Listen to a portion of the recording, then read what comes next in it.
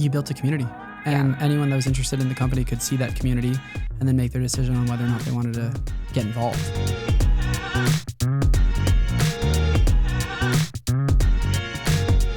What's up, y'all? What's up, Sarah? Hey, Sean. Thanks for being on the podcast. Can you hear me? Is it working? Okay, great. I think we're good. What's happening? All right. Hi. Thanks for having me. I feel like I haven't seen you in It's so like great a year. to be here. I think maybe more than a year because I gave birth last August. Whoa. And I probably saw you when I was like my second trimester. What's the little one's name? Juliet. Juliet. Very pretty. Thank you. Very pretty. How old's Juliet?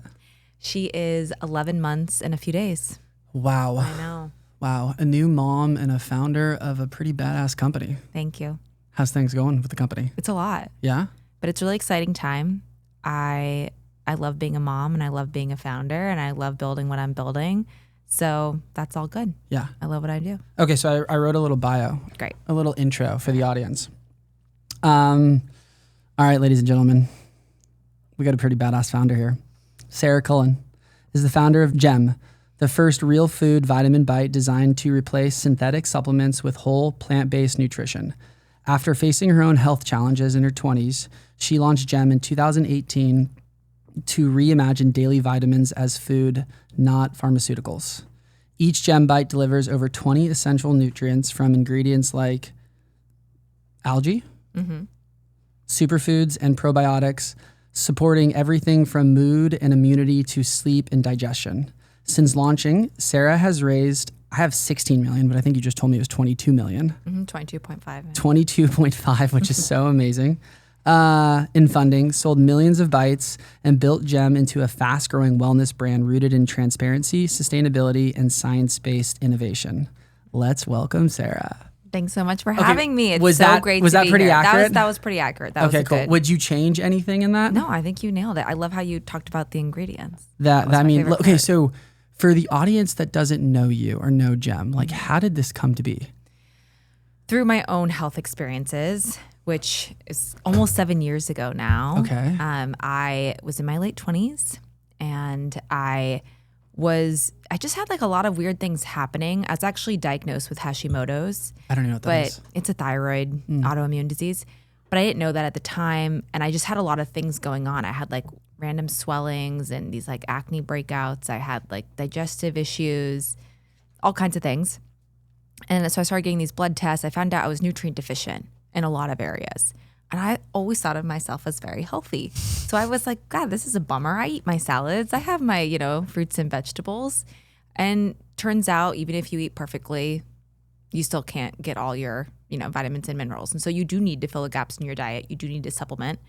At the time, I was trying to weed out corn, soy, and wheat, which are the three plants that are the most prevalent in America's diets. It's actually corn, soy, and wheat. It's literally in everything we eat, including all of your vitamins. So I was in the vitamin aisle and I was like, shoot, I can't have any of these vitamins. None of these gummy bears. Like gummy bears don't even make sense. A candy for your vitamin. I'm like, that seems pretty counterintuitive. Yeah, that is true. So then I was like, well, I guess I'll just start making my own concoctions. I became completely obsessed with spirulina. It's nature's original multivitamin. It's algae. It's our first living thing here on Earth. We all actually descend from algae. Really? It's like our original organism on this Earth. Yeah. Our first bacteria. So it's, I started getting really into these different superfoods and concoctions. It started as smoothies. It went into these weird dehydrated things and ultimately became these bites that I just started making that helped me with my health and fill the gaps in my diet in a way that got rid of these things that I was sensitive to at the time, that got rid of these allergens, that didn't have any of these artificial fillers or sugary binders. It was just made from pure good food, really rooted in that food is medicine philosophy. And I started feeling better. I actually started a Facebook group with, I had like my friends refer my friends refer my friends. So it was like this group of like 100+ women that were all kind of people, in the tertiary circles of my life. And just started seeing the product. Do you like this? Would you want to take it? And that's where I really started getting my first feedback of like, oh, wow, this could be a replacement for my multivitamin. And so we kind of became this anti-vitamin vitamin. But we're actually not a vitamin at all. We're a real food. And it really just spawned out of my own kind of health situation at that time. So Why'd you go real food versus vitamin? Making a vitamin in your kitchen. So vitamin, like, how do you even make a vitamin in I your don't know. kitchen, right? I don't know. Supposedly like you use pill corn or and capsule. like soy and like all those ingredients. It's like really heavily processed. It's really isolated. So like a pill or a capsule is like you take, vitamin C and you go into a lab and you like strip it out of I don't even know where it comes from, like not even a food, a chemical, right? And that's what kind of boggled me. Like when I got down to it, like our vitamins and minerals in GEM come from like food substrates. Yeah. So like our vitamin K2 comes from chickpeas. Our bees are actually germinating quinoa. So we actually have our vitamins, minerals from like whole foods. So you're actually getting those cofactors and co-nutrients. And the science behind it is still pretty new in a lot of ways, but like there's some really good science. One by like one of my favorite people, Dr. T. Colin Campbell. He wrote this book called Whole, where he talks a lot about like looking at food versus like a pill or capsule. And so he did this study where they took an apple and the vitamin C content was like 5.7 milligrams, and then they looked at a capsule of vitamin C, right, that had like 1,500 milligrams or whatever. Don't quote me on the numbers here. It's 5 p.m. But the long story short was that like the potency of the apple was so much more. It was like 200x times more than the actual capsule itself, even though it had like a minuscule of its vitamin C. That's crazy. So it wasn't the vitamin C. It wasn't like you just take, 100, 300% of your vitamin C and that is like what causes all these amazing benefits. It's that you're getting the cofactors and co-nutrients, the antioxidants in the apple that does so much more for your body. Yeah. So not sure if I explained that perfectly. No, but I totally get it. The idea is just like, it's not just about these straight vitamins and minerals. That's why people should get their vitamins and minerals from real food. Food is medicine, because it's not just about those things. It's isolated nutrients. It's about the holistic synergy of everything together and really the biodiversity. It's about getting a diverse amount of plants in your diet, a diverse amount of nutrients. That's where a lot of the health comes from. And so I intuitively kind of knew that early on. And I guess that answers your question of why didn't I make a vitamin? First off, didn't know how. But secondly, I knew I wanted to get a diversity of different plants. Yeah. Well, you said something early on where you were like, you just from a normal diet, you still are going to be deficient in certain areas. Yeah.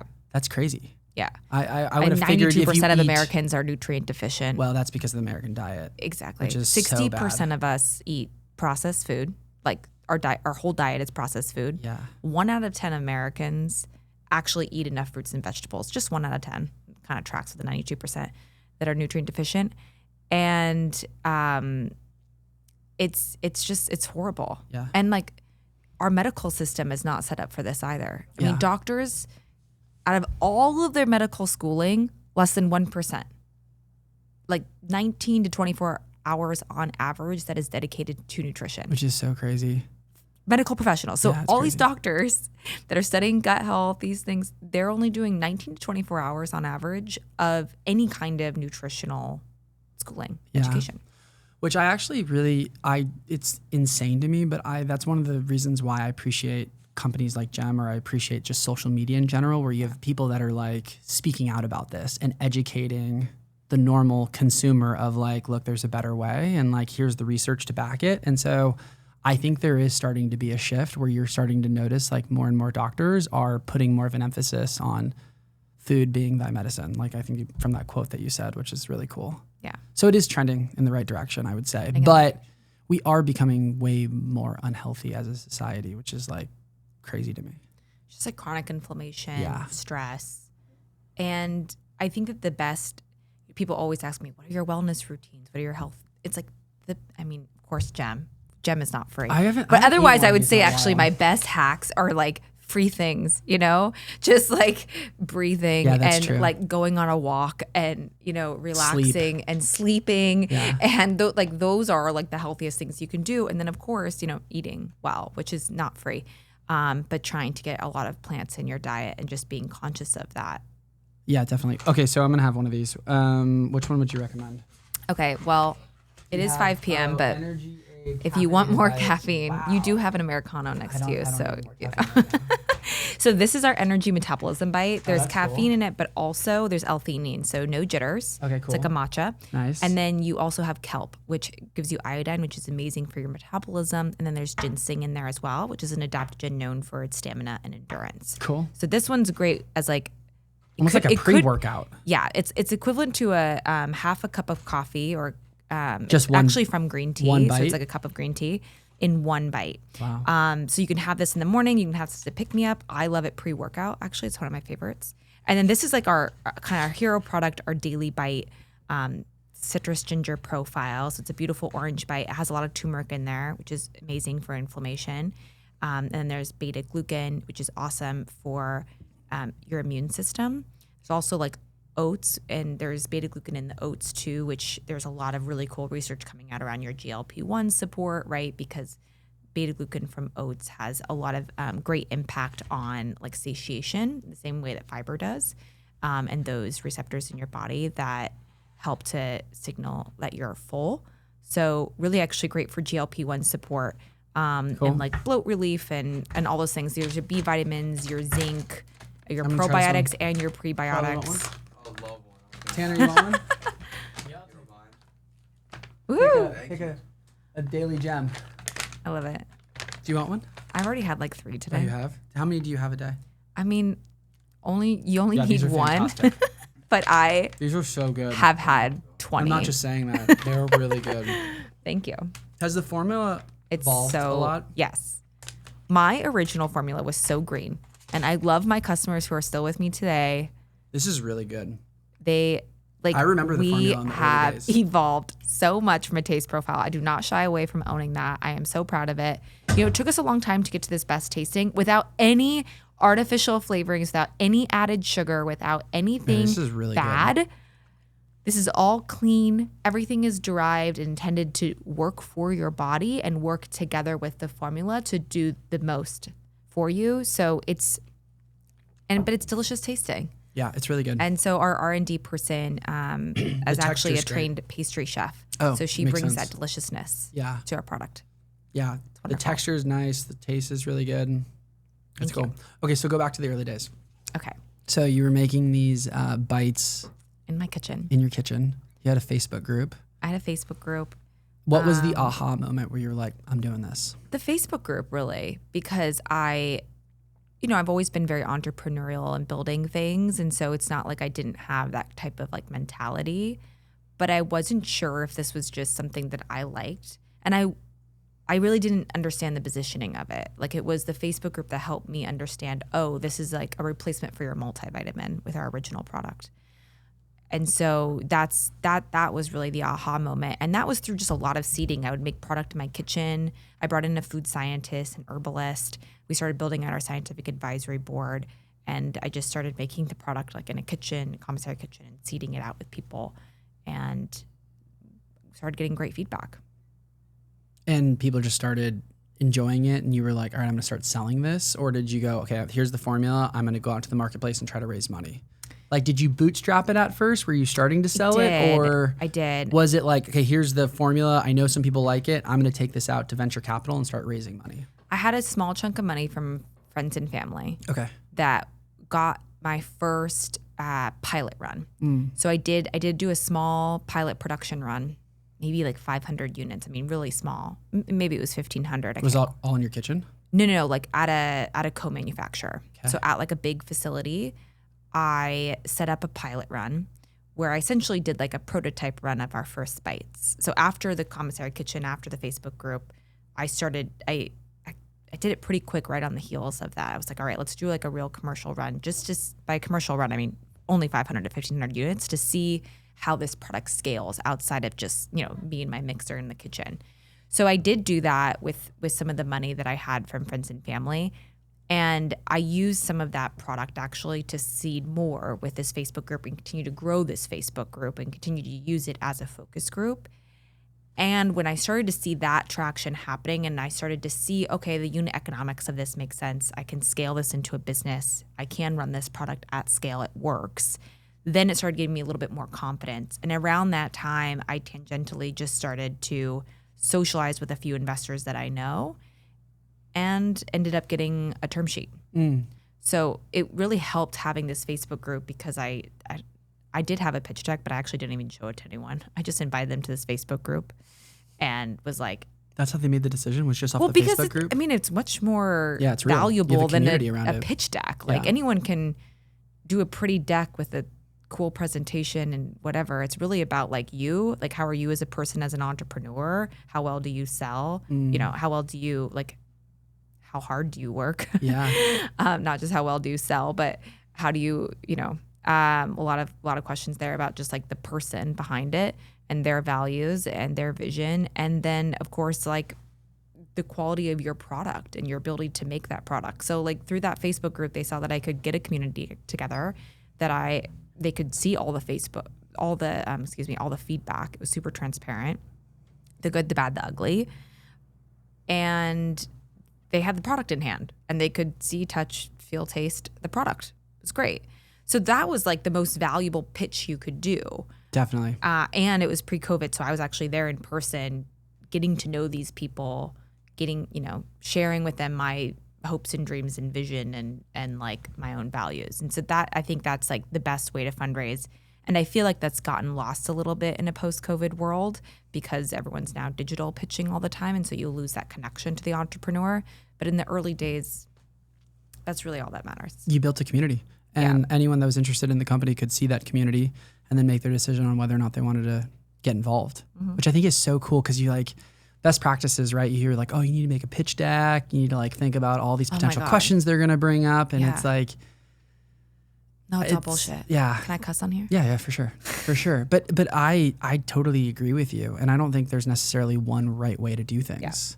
Yeah. And like here you kind of went like against the grain a bit and it served you very well. Yeah, I just think that there is a time and a place for a pitch deck. And I think, like I said, I still had a pitch deck. I just didn't show it to everybody because a pitch deck is a great way. It's like a business playbook, right? It allows you to put together your thoughts, your business plan around your unit economics and around your team and around your go-to-market strategy. And all those things are super valuable. But like, as an investor, like what are they? You know what I mean? Like it's so generic. It's like everyone can have the same. Yeah. I totally agree. Like, it's just up in the clouds. It's like what's your total addressable market? We're like what we're striving for, but it doesn't really mean much because it's like until you're tried and true, it's like this may happen, this may not, and it very well likely will not happen. But here you created this community of people that were like engaged. They liked the product. And it's like that's much more valuable. And I'd already been doing that pilot run. Like I was already showing my commitment, my own money. It was some of my own savings that was in there too. It wasn't just family money. It was like, this right out of college? No, it was, but I had another startup right after college. So it was a little bit after, but like any savings that I had, which wasn't much, was, in this thing. So was this in New York? I had my own skin in the game. I had started my first company in New York. What was that company? And then I moved from New York to LA to start Gem. It was a CBD beverage company. Oh, interesting. Yeah. Called Plant Water. Plant Water, cool. I was the first CBD beverage company to market. I have that claim to fame, for better or for worse. I love to be a pioneer. You were too early.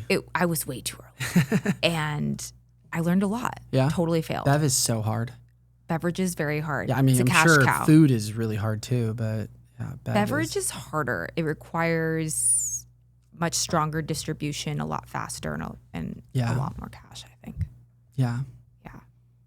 Do you wish you would have kept that company? No. No? CBDs, I have too much knowledge. About it? Yeah. I think I had too much knowledge almost going into it too, where it's great to be naive. Yeah. Oh my gosh, that's actually funny you say that. I think it's an asset.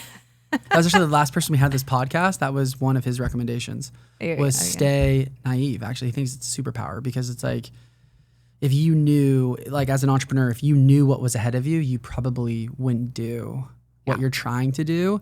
And he made the point of like a lot of MBAs don't actually start their own companies because they almost like know too much. It's an asset to not know. Yeah. You kind of just figure it out as you go.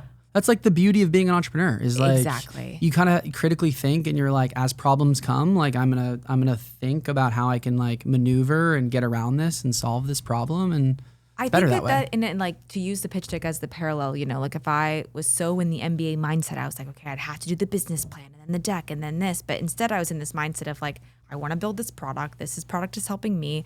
I have this community. I want to take care of the community. I want to solve these problems. Like I don't have time for this other stuff. Yeah, like for sure. I don't have time to sit there and like make a bunch of like 100-page slide, business plans and whatever. I'm like, I will think through the problems that I need to think through and move forward. Yeah. And you were solving your own problem. Exactly. You were creating a product that's like what you wanted in the marketplace. Which is powerful too. Yeah.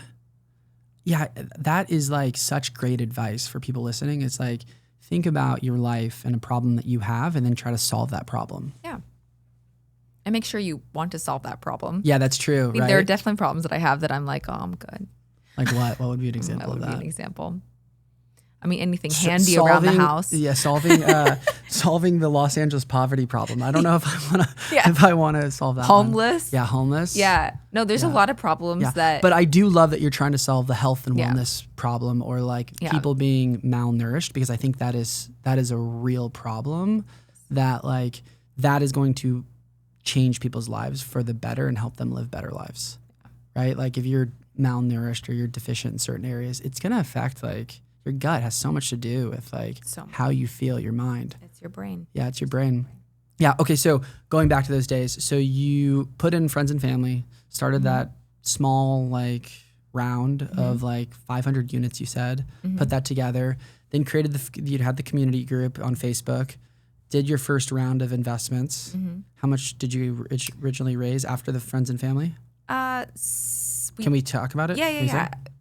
The pre-seed all in. Which, by the way, is hilarious. We've talked about this before, how there's like a pre-seed, a seed, a like A and A plus, like silly. B, C, like. It's silly. So my first, the term sheet was around like 700,000. Okay. So 700,000 was kind of like the first real tranche. I ended up doing some safe notes that kept rolling in tranches over the first 3 years. How was that? How was that process with safe notes? It was fine. It was a little drawn out because of COVID. So it wouldn't have been so drawn out, but COVID did hit, and then it kind of, ended up being like a 3-year sort of rolling, and it ended up being in total $3 million. And that got rolled up into my priced seed round right after COVID. Got it. For the audience that doesn't understand, what's it called? Safe notes. Safe notes. Can you explain those? Safe notes are, it's basically they're like convertible notes. Yeah. They're like it's like financing. It's like a loan. It's a loan.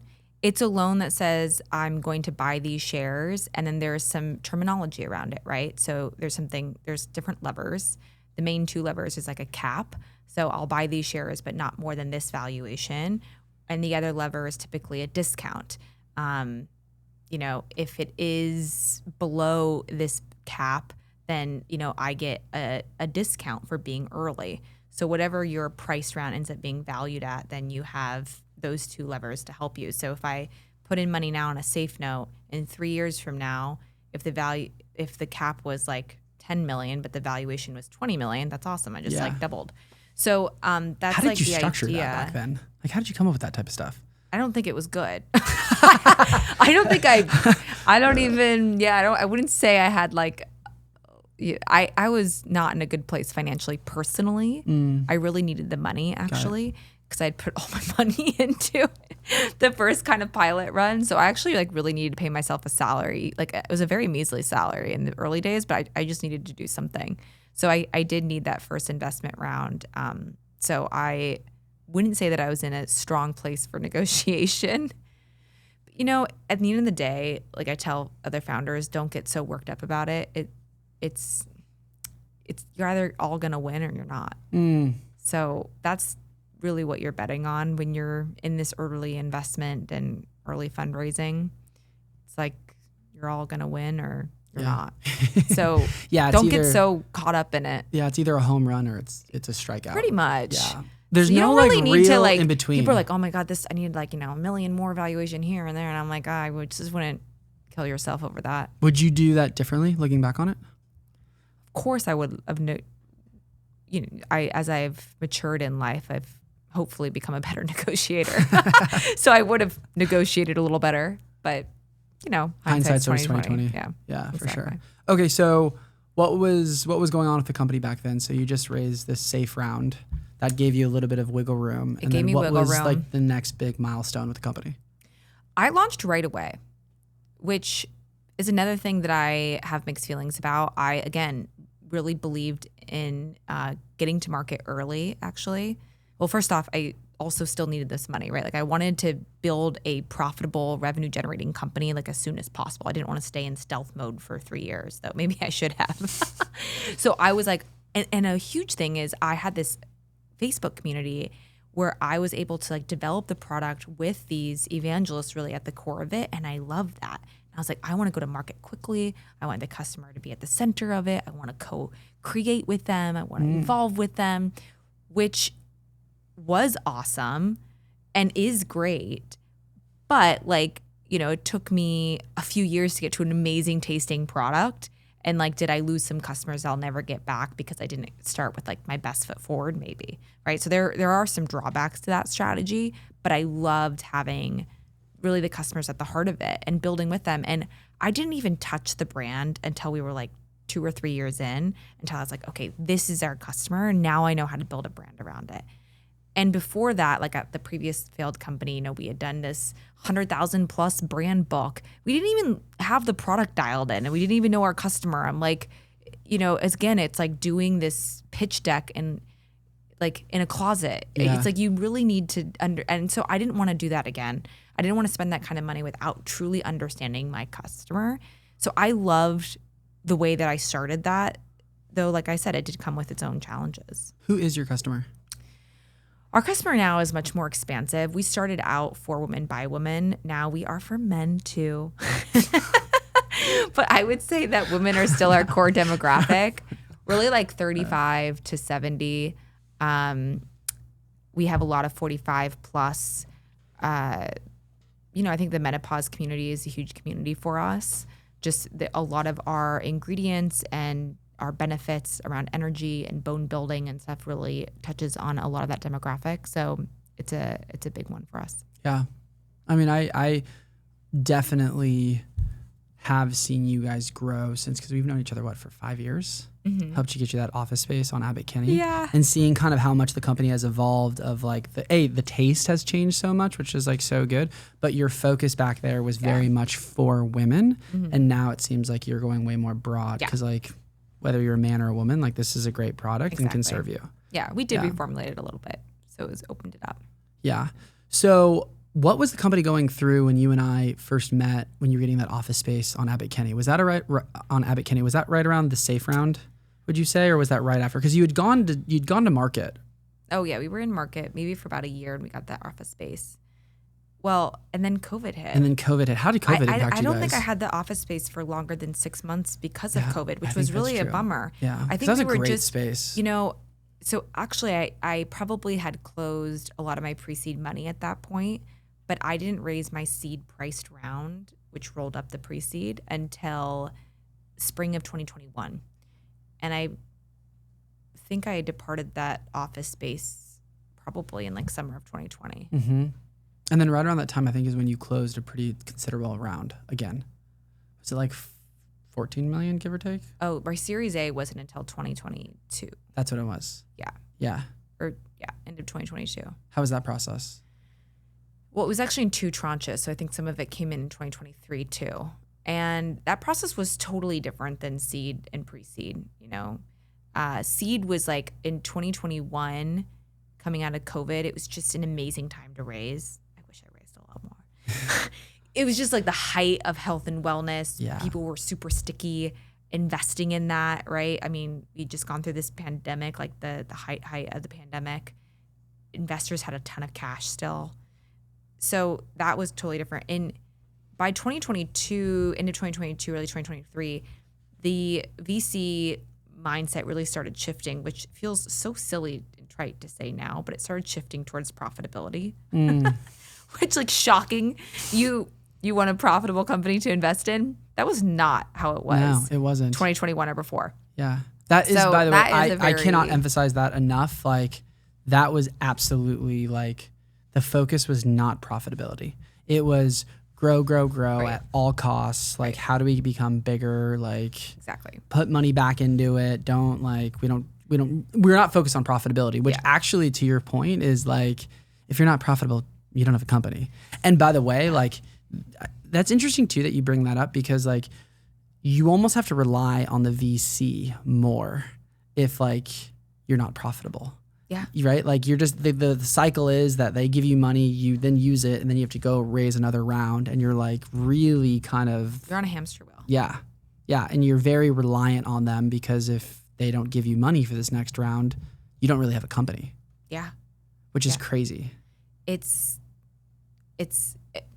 Well, then I think the crazy thing is like, then you get to this, you know, like if I was starting a company now. Ooh, that's a good question. If I was starting a company now, I of course would want to try to build a profitable company out of the gates. But then why would I raise VC money? Yeah. Could you have done this company financing without raising money? Well, at the time, because of my personal like I was in startups, I had a previous failed company. So my personal situation was such where like it was really hard for me, because I literally like would have been homeless. So it was like I wasn't in a good place. Like the money that I did have for myself, I like funneled it into the company where I literally had nothing for rent. So it was just like a little tight. Yeah. Now I could do it, but it's because I've been able to like, you know, pay myself now for a few years. Yeah. Finally. Yeah. It almost like, it kind of brings up another question of like, do you think people should go right into a startup and kind of go the route that you did right out of school with not having a ton of cash or money behind them? Or does it make sense to go an alternative route where you go work at a job where you can make some decent money, get yourself a little bit of an umbrella where you could like live off of that, and then go start a company? So here's the thing though. I was consulting at the time for a lot of big companies. Consulting? What were you I actually don't know if I'm able to say it publicly. That's kind of cool, by the way. I think I'm like still. Well, I should have. So it's interesting now that I'm reflecting on it. There was such a push towards like growth at all costs. Yeah. And I'm the type of person I need to focus on one thing and go all in, that like I didn't even have time to do the consulting. But I guess in retrospect, like, could I have consulted and then done this on the side and just gone a lot slower? And that way I could have paid my bills and done this? Yeah, for sure, actually. So now like, I'm like, actually, that's what I could have done. Yeah, but it's always, hindsight's always 20/20. Like, you don't know. You're like going all in. By the way, you have VCs that are like trying to get you to like hit a home run. They want you to be like the next $1 billion company. And so like, you can't really like do this and do that, especially if you have VCs that are like grow. Exactly. I was a sole founder. I was already working 80-hour weeks on my own, like on Gem, on this company. So that like the thought of like working on top of that, I was like, but where and how?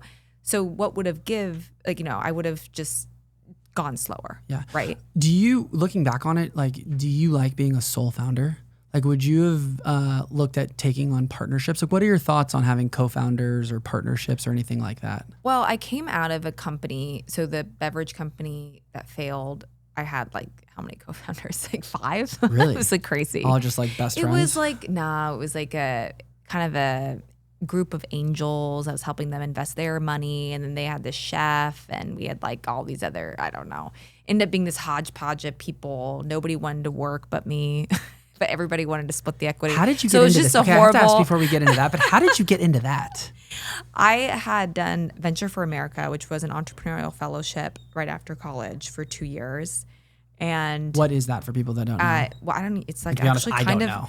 So it was Andrew Yang's program. A lot of people know Andrew Yang because he ran for president later. But he had started this program as kind of like a Teach for America program. But instead of placing recent graduates in schools, you're placed in startups in cities that typically struggle to retain young talent. So think New Orleans, Vegas, Cincinnati, Detroit. I was placed in New Orleans. I worked for a startup there for 2 years. It's really cool. Yeah, what a cool concept. It's cool. And I know, and it's not going well anymore. Why is that not going well? Because it's a nonprofit and it's tough to fundraise for that. And honestly, it deserves its own podcast. I'm sure it has its own podcast, but it struggled after COVID and everything being remote. And because it also was cool because you were placed in these cities and each city had its own entrepreneurial hub of community. So Wow, I love that idea. It's so cool. It's And so- it was yeah. amazing. It had this mission mandate to do 100,000 jobs by, I forgot what year. But like, you know, and actually a lot of my class went on to start new jobs. So Brian Rudolph, who's the founder of Bonza, shout out to that company. He was in my class of Venture for America. He started Bonza, a lot of other companies too. So just like really cool. And I think what was amazing about that, and to this day, is that I had this class and community of fellow entrepreneurs and founders that I can still lean on today. I just actually had a phone call with one like a couple of days ago, and it's awesome to have that. So I felt really prepared and supported going into like a sole foundership because I had this community, and that was really special.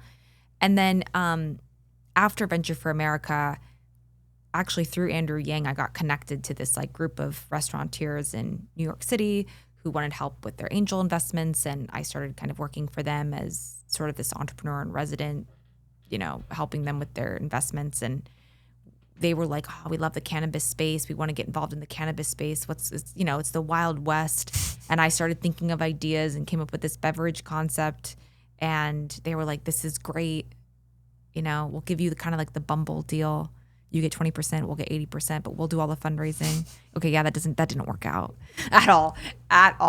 I was just like, after a year, I think so. I don't know, you know, that's what I heard in a podcast once. But I was like, after a year of working for free, a 100% and fundraising all the money, I had an investor sit me down and they're like, I'm not going to write you a check because you don't even own this company. You haven't paid yourself for a year. And like, you have all these people that you're stringing along with you who I don't know, and I'm betting on you. So you either like own 100% of this and I'll write you a check, or like I'm out. And that was like the moment where I was like, this isn't going to work out. I'm out. And so I tried to negotiate and it didn't work out. Did you lose trust in those people? Because did you feel a little like I never spoke to them again. Taken advantage of? Never spoke to them again. Yeah, it's unfortunate. One of them, who is a chef, who I won't say his name now, but we actually like kind of reconnected recently, and he's on to other great, amazing things, and he's awesome. So I do talk to like one of them. What happened with the company? Did it just like dissolve? It just failed. Yeah. They just tried to find someone else who would. Which that's so interesting, and that's so it's unfortunate that they looked at it so short-sighted, because had they probably changed your structure, you probably would have leaned in a lot more and made it happen. Oh, I had someone at the table who could buy them out. Yeah. I still offered them like 50% of the company, but basically like 49%, and I have like 51% majority, and then just like they never have to do anything and they could just keep that. Like I was willing to like, you know, do a lot. I was like, I'll just, you know, own majority of it. I'll run it, operate it, fundraise for it. You guys never have to do anything again. You probably would have made it a really big company, honestly, knowing you. So it kind of goes back to just like something I think about, especially because like I negotiate for a living, is you never want to be short-sighted. Like you never want to like, sometimes people watch movies and it's like, it's all about like confrontation and like, I'm going to get mine, and you're just like thinking about yourself. And I'm like, it's actually the worst way to negotiate with someone. Like you really want to think about like, what are your goals and what are their goals, and then meet in the middle. And I've actually found the more generous you are towards them, maybe they might get the better side of the deal short term, but it actually comes back around.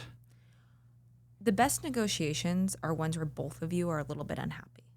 Yeah, I would agree with that. But I would also say like I'm in a very unique position because like I negotiate with a lot of the same people. And so you don't forget if someone like kind of got the best of you or like did something that was a little bit shady. And that's what I meant about like you almost want to leave. You always want to fight for every negotiation. But I read a book, this like real estate developer who I like really admire named Sam Zell. He like built Equity Office, and he would negotiate with banks, or he would negotiate with people, and he would offer them, like if the bank was willing to give him a loan for like 4.5%, he'd be like, give it to me for like 4.75%. So he was willing to pay them a little bit extra on the loan because his mind was like, I want to have a great relationship with them. And whenever I bring them opportunity, I want them to want to transact with me always. And he's like, 0.25% is not going to do anything to me. Like it's not going to bankrupt me. Yeah. And so it's like, but by me giving that to them where they're more profitable because I'm generous, I'm going to get a lot more business in the long run because of that, which I think like when you think about it that way from negotiation, I just go back to your like CBD company. Had that group been a little bit more generous to you, you would have stuck in it for the long run. Oh, totally. And like they, I think that that's like investing in, even when you're investing, like you don't want to always undercut the entrepreneur and get like the best value as an investor, because you want that entrepreneur to feel invested in their company and not shortchanged. Like eventually they'll feel burnt out and shortchanged too. By the way, a lot of entrepreneurs feel very resentful towards their VCs because it's like... Because they undercut them and then they're like, wait, am I... like I'm working for you, dawns on them. Yeah, which there are so many great VCs out there. I represent. I'm very lucky. I have a ton of them. Investors. Well, like, what I learned works? from my first company. Yeah. What works with your investors? Like, what about them makes them amazing?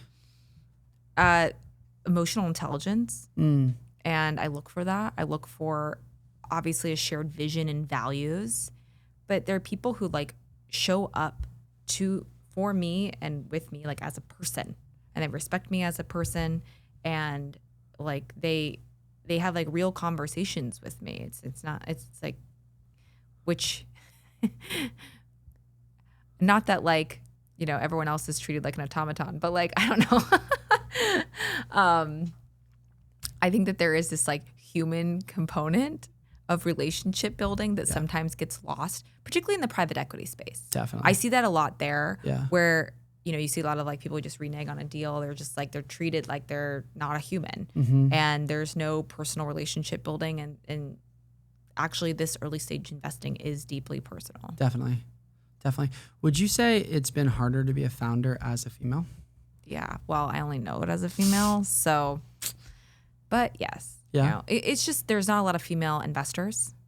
So that's, when I first started GEM, one of my goals, I was going to have a majority female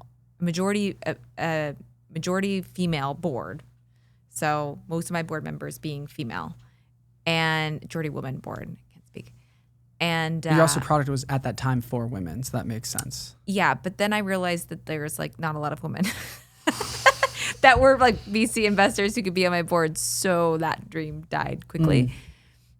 And I think that's, there's this real thing like the boys club. It's a real thing, and they're just more male investors. So it's like readily available. Yeah. It's like, what's up, man? Yeah, let's go grab a drink and like talk about it. And it's just like, I don't get that same vibe or. Do you want that vibe? Not really, but but that is like what leads to like more investment, especially in the very, very early, like pre-launch, pre-revenue days, like that type of networking. Yeah. That type of network effect you just don't get as a woman purely because of like the numbers in the game. There's just like, and you have all the data. I'm sure you've heard it before. It's like less than 1% of women actually get invested. I did not know that. Yeah, I think it's less than 1% of women. I hope we fact check these things that I say. But well, you should be very proud then. I mean, you should be very proud of building a company, right? Like this company is amazing, but also less than 1% of founders that are female get invested in. That's like an amazing statistic that you're a part of. Yeah, that's really cool. It's cool, but also sad. Yeah, if there is any female founders that are listening, what advice do you think you would give? Reach out to me. Yeah, that's very kind of you. I mean, I pay it forward. A lot of people have helped me. A lot of women have helped me, and I hope to support women. And honestly, that's where it begins. Yeah, it's like women supporting women, and like opening up our network and trying to create that club. I hate to be so gendered about it, but it's true. Yeah, like we just kind of have to. And Santa Monica, Venice is a great spot for that. Yeah, there's a lot of there's a good amount of there's more female founders I think in Santa Monica, Venice than there is in other places. Yeah, I think the majority of health and wellness shoppers are female. That is like a truth.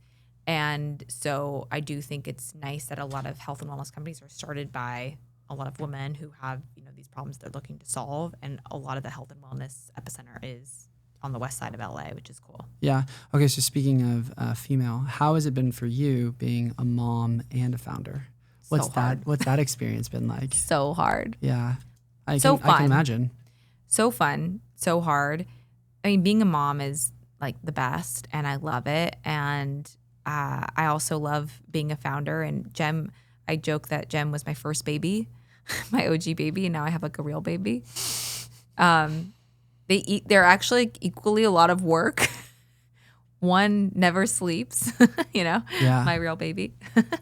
But Jem never sleeps too. Jem never sleeps too. That is true. It's like a new, I think before I had a kid, I didn't really understand work-life balance because I just love to work. So it's just kind of like embedded in who I am. And What was a day in a life for you back then before being a mom? it's just, I was always on. Yeah. I'm just always on. Do you think there's any other I way would to travel and like vacation kind of, but like I'm still always like plugged in. Yeah, you're still kind of moving Just things always along. checked in, plugged in. Yeah. And that does change when you have a kid because you actually like cannot be on. Well, remember, it's only been a year. It's my first kid and it's only been less than a year for me. So it's been a particularly like challenging period where I'm breastfeeding.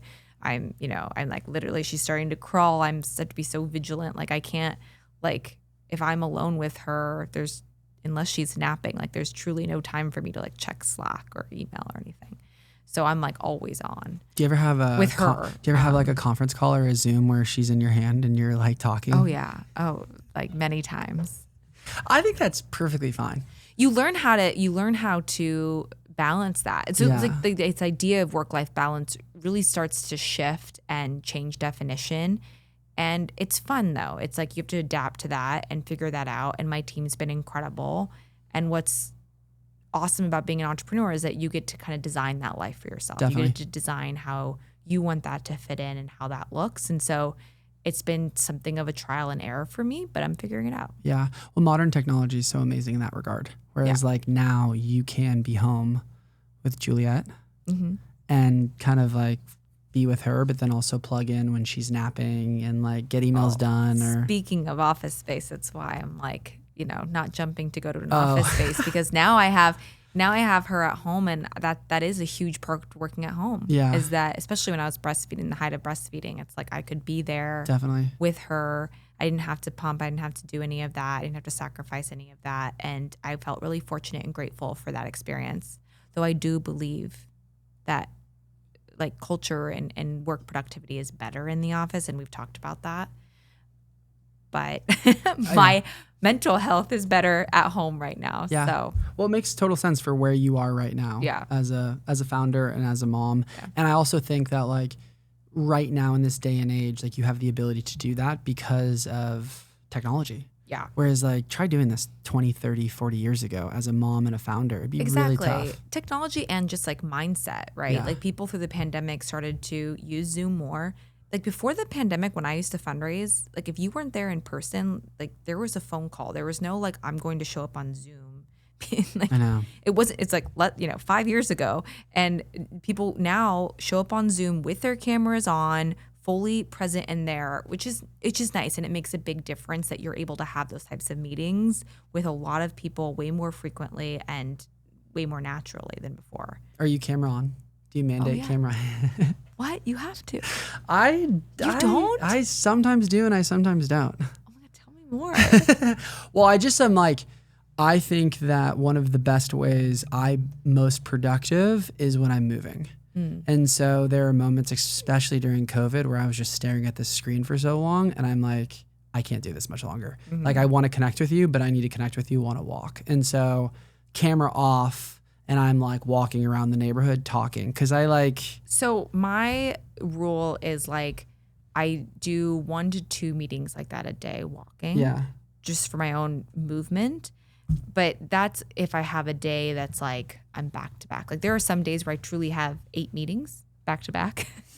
And I am never even move. And there's like not even a minute to go to the bathroom. Like it's kind of nuts. That is nuts. It's That's nuts. crazy. And I've had many, many, many days like that from 9 to 5 full on. Wow. Every 30 minutes a meeting, which I try not to do anymore because we got to create some boundaries. That's not good for your mental health.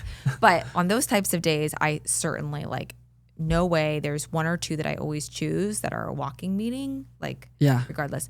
But if I don't have those types of days, which I do less now, I try to be on there because again, like I want to show up, but a lot of it's like internal for my team. I want to be there. I want to see them. I want them to see me. I think it's good to have that type of rapport. So, but there are a few meetings like where you can get away with it. Yeah, it's for like sure. a vendor you're talking to or something. You're like, I don't need to. Yeah, but like I do think right? Phone calls are good. Zoom calls where you can see the person's better, but like nothing beats this. Like you and I could have done this podcast. You're on your computer. This is amazing. I'm on my computer, but like we're meant to be as humans. We're meant to be in connection and around each other and like building off each other's energy. And I just think like this will never beat this. And here's a hot take. I actually think as we become more digital and we lean into this new world with AI, these types of experience are going to be even more valuable. I totally agree. Yeah. Well, there's all this like really cool data too around like even with my daughter, you know, it's like really important that she doesn't have screens before the age of 2 because she develops so much more when she sees a person in real life smile and talk to her, not when she sees it on screen. It's not the same developmental pathways in their brain. Like they need the real. There's a lot of really cool psychology and data around that. And when you see that in your human being, that they only develop when they have like real interactions, goes to show you like how shallow that digital interaction can be. And there's so much more of a hormonal, I think, like thing going on that we, you know, like kind of like the sixth sense type thing that we don't, that we kind of, there is some science behind it, but we like maybe talk about it a little bit spiritually. Yeah. And it's real science though and data around like us interacting and feeling that engagement and responding to each other's emotions. And there's like a hormonal thing. And that's shouldn't be overlooked. Yeah. What do they say? Like 90% of communication is nonverbal. And I do believe that. Like you can pick up on someone's energy. Like, that's why I believe if you're going to fundraise, you have to be there in person. I do believe that. I do believe in the early days. So like it kind of just goes back to what you did. Like everyone was doing a pitch deck and you're like, no, I'm going to create a community through Facebook, right? Like because everyone's doing the pitch deck. I'm not going to do what everyone. And I showed up to every single meeting. You showed up to every single meeting, but I think that now, like I was psychotic about it. I had multiple trips to New York City for 24 hours. Yeah, I think that served you. I think even now Chicago. With everyone like, hey, Teams meeting or Zoom meeting, like be the person that's like, no, I'm going to swing by your office and be in person because like people aren't doing that. And I think it speaks volumes. I was like, oh, actually I'm downstairs grabbing a coffee. I'm like I'm nearby. Yeah. Do you want to just swing downstairs? I mean, I was like kind of crazy. And they were like, wow, real. You're downstairs. I'm like, yeah. I do that exact same thing. I have 30 minutes. Yeah. Like, let's just talk. Yeah. Like, hey, I'm in your building. Like, can I just come up and say hello really quick? Like at one point, you know, like at some point you're like to this person, you're like, wow, they are just relentless. Like I just got to see this person and just see what they're all about. And then that's how it starts. It's how it starts. This is like something I kind of talked to Charlie about recently, who's awesome and is interning with me for the month of July. But like, just get your foot in the door. Yeah. Like just get your foot in the door and figure it out. Like, and when it comes to like you meeting with these not founders, but VCs in New York, like you're just like, I'm just gonna get my foot in the door. Like, I'm just gonna try to go meet with them and see where it goes. Yeah. And that's like, that's the start. And then you just kind of let the rest take care of itself. That's exactly right. Yeah. Okay. So what type of people do you hire? Ooh, such a good question. I think it like, depends. What do you look for in teammates? I mean, you got a great team. I've met some of them. You have an amazing really, team. really great team. But what do you look for? Someone who's like trying to hire right now. What should they be looking for, and like how should they be going about this process? I'm very strategic about it. Actually, I create like a scorecard. Oh, interesting. And there's like 5 areas where it's like skill sets, like real things that I'm looking for, whatever that role is. And I really think a lot about it. I go to the board about it. I mean, I spend hours actually really building out very specifically the 5 kind of core areas that I'm looking for strategically to like, so there's the skill set part. Then there's the soft skills part, right? And I actually take time to build that out per role too. Because it changes. You know, if you're hiring someone creative versus like a COO, maybe different soft skills that you want. Mm-hmm. Typically, they all are around your core values at work, right? So I want someone who has that sort of like startup test and learn mentality. I want someone who is curious, you know, who asks good questions, who cares about like pushing the envelope and doing things differently. I want someone that you want to hang with. Mm-hmm. You want someone that do you want to go out to dinner and have a conversation with them and like find someone that you actually want to hang with. I get it that not all roles maybe, you know, like are you going to, I don't know. There might be some types of roles that might not be like your best friend. I'm not saying they have to be your best friend, but like, do you want to hang with them? But you like this person. You're like this person, which I think is important. I do. I do too.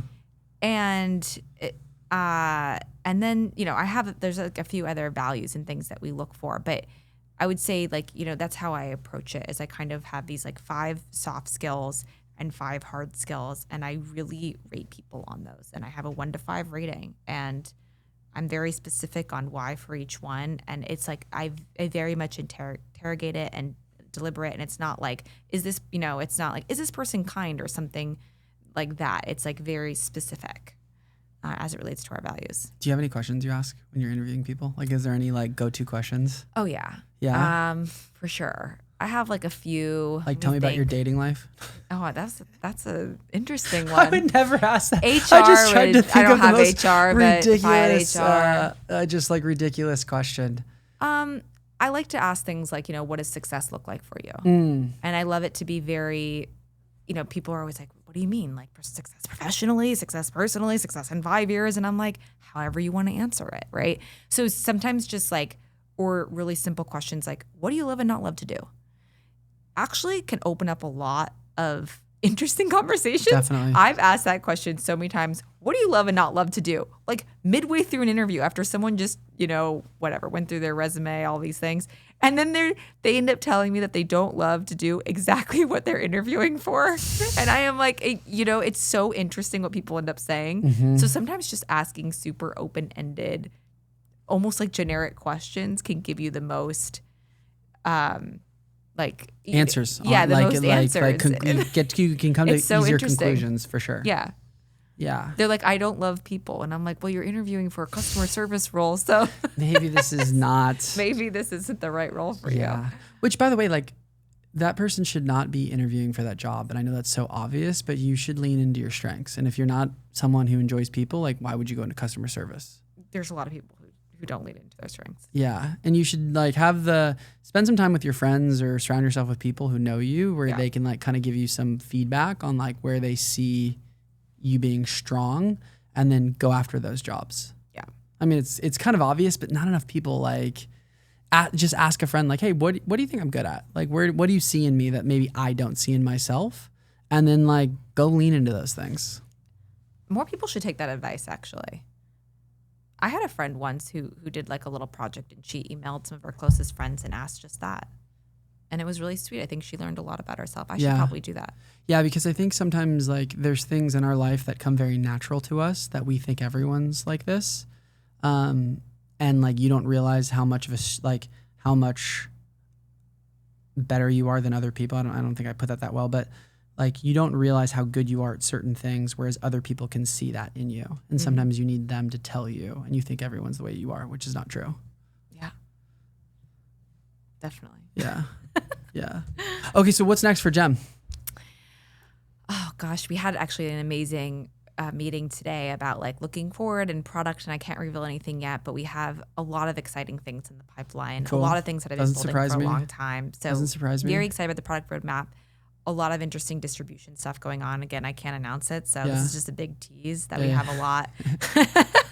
Well, a lot going on. We just launched on TikTok Shop, so I definitely can say that. If anyone's on TikTok, that's been really fun to explore for us. Very new. We're on Amazon as well now, so we're expanding into new channels, which is awesome, and hopefully growing our product line too soon. Cool. Yeah. Cool. Are you gonna get an office space soon? Maybe. A few more months with my girl at home. Yeah. You got a nice thing back home. Yeah. Well, thank you so much for being on the podcast. This has been so fun. Thank you for having me. Yeah. And people want to get in touch with you. How do they do that? Like my email? Well, no, not your email. I don't know if I should share my email. Don't share your email. I get a lot of spam if I did but just that. do like they can check you out on dailyjem.com or your Instagram. At daily_gem is both our Instagram and our TikTok. And actually, definitely could go there and DM us, and we're pretty quick to respond. Cool. So that is actually a great way to get in touch. Amazing. Thanks, Sarah. Awesome. Thank you so much. Bye.